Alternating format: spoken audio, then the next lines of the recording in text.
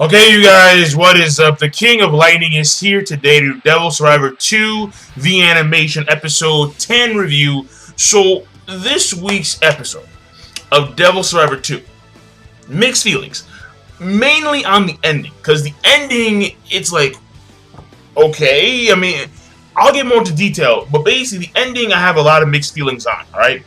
Everything prior to the ending I actually liked, because the whole entire thing about summoning Lug and then using Lug to awaken the powers of Ryumiyaku and then summoning that big-ass dragon Shako where it devoured all of Mizar, and then Mizar had apparently the ability to infinitely replicate and was going to not only encompass the surface of the planet, but according to what Fumi was saying, was going to like consume the entire universe. And I'm like, what? Like, so apparently it could infinitely replicate.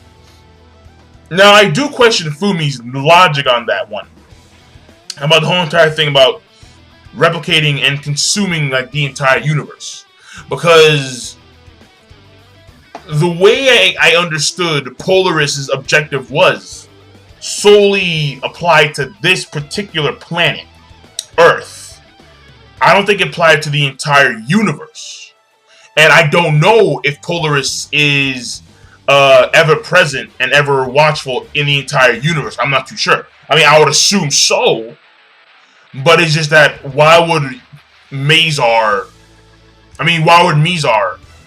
want to replicate to the point where it literally engulfs the entire universe? That to me, I find very questionable.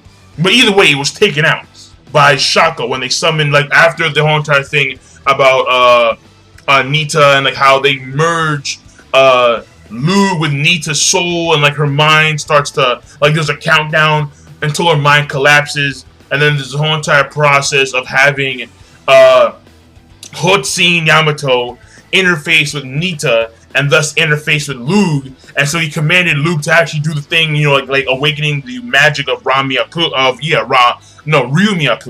and you know, so on and so forth. So that whole entire thing right there is actually pretty cool.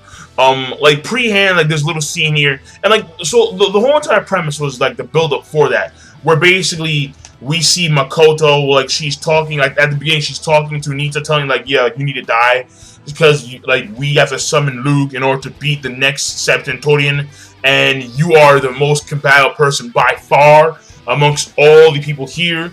And so Nita, she had to die for that reason. And now we found out the purpose of that underground like spear chamber, and that was for specifically summoning Lug, which is like a quote-unquote god or like a demon god, whatever you want to call it. And then after the whole entire incident where they basically like consume all of Mizar, which again was pretty cool. Like the way the demon came, like the way Shako came out, it was like fucking yeah. Like it was a huge ass. Like it was like, I don't know. Well, no, the way I could, it was like the way, I forgot his name. Yeah, Jungo, because when they were informed that Mizar could infinitely replicate, and how do you beat it? Then the answer that Jungo gave was to attack it infinitely. And that was the whole entire premise of Shako. Where when it came out, it was like a bunch of dragons like eating each other, like a continuous infinite chain. So what happened was that when Shako was summoned, and then it was like eating Mizar, it would like it was like dragons eating dragons upon dragon upon dragon upon dragon, bam, bam, bam, bam. It was like an infinite chain of like miniature mouths that would like always eat. And that's what happened. Like that's how they beat Mizar. And so that was cool as fuck. That was cool as fuck. And then again, prior to that incident, there was a few scenes here and there where you see Nita. She's contemplating about whether or not she actually wants to do this or not, and that makes sense because she's, you know, by all means, at that point in time, she understands that she's gonna die, and she decides to actually do it for the greater good of the rest of the planet and for her friends. I mean, at the end, she's like, no, but like prior to that, it's like she's like, okay, I'll do it, but still, regardless, she winds up being the host for Lug. And then when her mind collapses, it appears that she's dead. Like, that's the assumption that she's dead. Her mind has collapsed, and now Luke's taking over. And from then on, it was like, okay. So now, because because after they all hear this, and Daichi, he confronts Yamato and fail. He had a speech about Nita and her emotions and her feelings, and how she was just a regular girl. She never wanted this stuff, but the situation required that someone sacrificed their goddamn life, and she was the one. And then with Hibiki, he comes in there with Byakko, and he sees Nita floating. He's like, Nita, she fucking attacks him, big like energy ball. And then we have Hudson Yamato declare that that is no longer Nita, that is the demon god Lug, and now you must kill it. So like, that was an insane twist. Like, it was like, whoa. So not only did, like, because the following morning, like, they were eating food that Alcor made them, and like they were like, you know, like happy, and they were enjoying their own company. And Hibiki even gave her like that miniature speech about how we have like 2 more days left, and let's survive together. Let's hope. And because that's a very strong part about this series, hope and surviving until like the final day, and so they can meet Polaris and be judged by Polaris. And the thing about it was that just a few hours later of them eating dinner or eating breakfast and enjoying their own company, all of a sudden he's like, oh, like, Nita is gonna sacrifice her own life to beat this Septentorian and be controlled by Luke. And then a few minutes after that, it's like, now you gotta go kill her, because she's being controlled by this demon god Luke. And it's like, whoa, it's like, yo, like the mind fuck. It's like this is some insane shit. And what ends up happening is that he can't do it. I mean, he does block, well, he can't do it yet. But basically Luke can actually talk. And Luke actually talks about the Hotsuin family, like the descent of the Hotsuin family. And Yamato is talking smack back. And he's like, well, just sit there and die quietly. And Luke's like, no, I'm gonna go kill you. I'm gonna go wasteland you. And so Luke goes fly off, right? And and in the process, Hibiki gives chase. And then he gets Luke, so Luke gets there. And then there's a bunch of like Gyps members who have their demons summoned out. They get slaughtered. They get literally slaughtered. It's like, yeah, energy ball, fuck you. They get to the, I think it's called, what's it called? I forgot what the building was called. But they get to the building that's above the Gyps command center.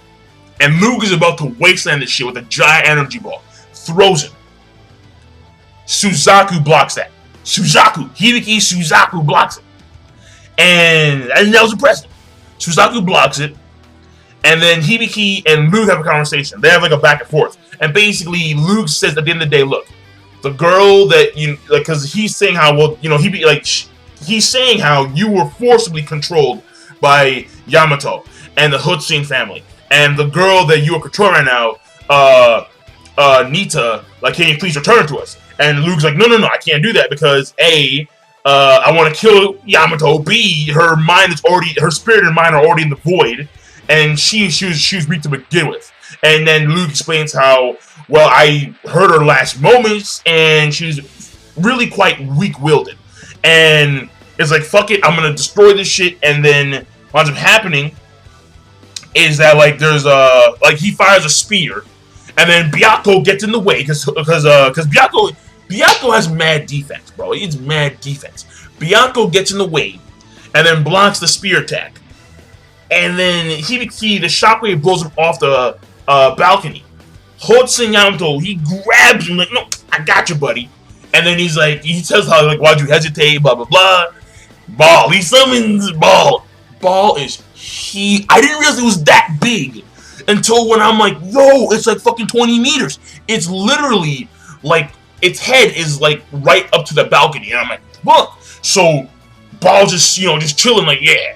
And then Yamato is like, Ball, destroyer. And Ball's about to do his thing. He's about to do his thing. And he's like, no, fuck that. Suzaku goes into like Firebird mode trash state. And then it goes toward the Ball. Ball's like, get this fucking chicken out of me. Like, get it out of me. Like, yeah. And Suzaku winds up being taken out very quickly by Ball. Then Hibiki let goes of Yamato hand. Byakko comes in, saves Hibiki, and then Byakko attacks Ball, does like a red lightning attack right through Ball, like right through him. But Ball is still able to fight, and like kind of like punches Byakko and like falls on top of Byakko, like yeah, like like body press, like yeah. And then Byakko and Ball are out of commission. Hotsun Yamato, he jumps up from broccoli. He's grabbing Hibiki. He's like, yo, what the fuck was that, bro? And then Luke is about to disappear. Well, like Luke is on the verge of disappearing. It does like a final attack, and because Luke really wants to destroy Hotsun Yamato, Hibiki throws him out of the way. And then apparently, he's able to, I don't know what happens exactly, but all of a sudden there's a surge of energy, and I'm going to call it magic, because actually Luke talks about how, because he sees Hibiki's demons, and he's like, I'm pretty sure, like, that's he says that you're a pretty impressive magician for a human, so maybe it's magic, I don't know. And then he blocks the energy attack by using the energy of Ramiyaku, or Rumiyaku. So I'm sitting there, what the fuck? Yo, what's going on? And therein which starts the ending of the episode. So everything from that point on is actually pretty good in my opinion. Yeah, I think it's pretty good. But the ending, I got mixed feelings on. Because, again, briefly put, he's able to use this energy to, like, bypass the energy attack by blocking it with his cell phone. And then, because the energy is, coming from there. And, like, there's a little scene with Hotsun Yamato saying, like, take my hand, because, like, now I see that you and I are truly once destined to, like, lead the world and, like, recreate the world. And then, basically, it's like, Shockwave, no, fuck you. I'm here, I want to protect people. Well, you want to just simply rule them, strong survive, weak die, only the talented rule, and so on and so forth. And then it's like he kind of starts levitating towards Lug, and he's talking to Lug, and he's trying to reach the inner Nita, and he does so, and Lug attacks one last time, one last big energy ball, again blocked by Hibiki. All of a sudden it gets white, and then he's actually talking to Nita, and then after talking back and forth, and this is very important, but I'll get to later. After talking back and forth, it's basically like, okay, he convinces her, basically, he's able to like touch Nita's body. Sounds kind of weird. And then Lug disappears, and then they hug out in the sky. That one last word he says, we will survive. Then they go into the credits. And then from then on, after the credits, it's like all of a sudden, he spits out blood. Then they fall from the sky. Hotsun Yamato saves them. And then Nita, he walks away. He says how, like the Gyps guys will be here momentarily because Hibiki is quote-unquote mine, and he's a great asset. Nita says, at the end of the day, when this is all over, I'm not going to follow you. I'm going to follow Hibiki. And then from then on, I don't know what happens because the episode, like, freezes. Like, literally, like, where I was watching the episode, it froze. Like the animation stopped. Like, you could still hear what they were saying, but they were speaking Japanese. And I couldn't, like, there was no motion after that. But I guess the gist is, like, from what I understood from that point on, is like she says, I'll follow Hibiki. And she says something along the lines of, I don't care. And then that pretty much ends the episode right there. So I don't know what happens after that point in time. But the reason why the ending for me right now, so that part is not really a big deal, alright? Because everything that happened already happened. End of story. But the thing that I find very conflicting is that when it comes to the ending, when they go into like that white state, alright? Like when basically it's like a white, it's like the world around is white, and it's basically just Hibiki and Nita. What's actually very good is that I've explained before about how Hotsun Yamato, his perspective is that the strong survive, the weak die. The talented should rule, and that's the way it is. And that's why he's very stoic, very calm, very cool, collected. Because it's just part of the natural order of things. When the weak die, and the strong survive. However, Hibiki's perspective, and mind you, Hibiki is actually very strong in regards to, the other Gyps members and the other, demon summoners. Hibiki's perspective, at that point in time, was we're all weak. And that's why we need others to rely on. And that's why we always need support at like almost all given points in time. Which is actually the polar opposite of Yamato's perspective. But then Nita says, no, but you're strong. And you can deal with this stuff. And you have strong demons. And that's very important to know too. Because he's actually very strong. So he's strong, but yet he sees the perspective from a weaker individual. And how we always need to support each other, and we always need help. Because at the end of the day, it's going to be the group effort, as opposed to just the singular, dominant, survival of the fittest perspective. And that effort. So that I actually liked a lot. That I thought to me was actually pretty damn good. However, I am upset about how Nita actually survived. I mean, let's be honest here. That to me was like she survived, but Hibiki's speech was very important for his character development. So it was like, I don't know, like it's a give and take. It really is. It's a give and take. So I like the fact that his speech was actually very good. And it's the polar opposite of Hoichi Yamato, despite the fact that he himself is also very powerful. And his perspective is gonna probably, like, their main fact be a situation where, when talking to Polaris, their perspectives are gonna clash, obviously. And Polaris may choose one or the other. We don't know. He may do both. I don't know. Make two different worlds. I have no idea. But then, Nita dying. Like, see, like, my thing is that, like, when he finally grabbed her and, like, hugged her, and, like, he said that final thing about we will survive, and that's been the premise throughout the entire course of the actual series, and how it was like, okay, so hope and we will survive, and because Hibiki is a shining one, he's able to bypass the normal means of magic or energy. And thus he's able to actually overcome even this god, Lug, and thus save Nita from the void. And but Nita's still alive. So it's like, fuck. So I want to say it's good. At the same time, I don't like the fact that she survived. But maybe because of the fact that I don't like it personally. Like, on a personal note, I don't like it. But when you think about it from just a reviewer standpoint, it's kind of like, you know what? Like, it's actually pretty damn good. So, I guess overall, if I were to just exclude my personal preference from it, because it was a touching moment. It was kind of touching. When they're hugging, like, and she was crying, and then, like, on some, like, Orihime status shit. But, you know, it's still kind of touching. I guess overall, I can give it a good plus. I can do that. I can do that. Like, if I were to just exclude my own personal thoughts from it, and just based on what it is, I can give it a good plus rating, the episode. And I mean, yeah. So I'll leave it at that.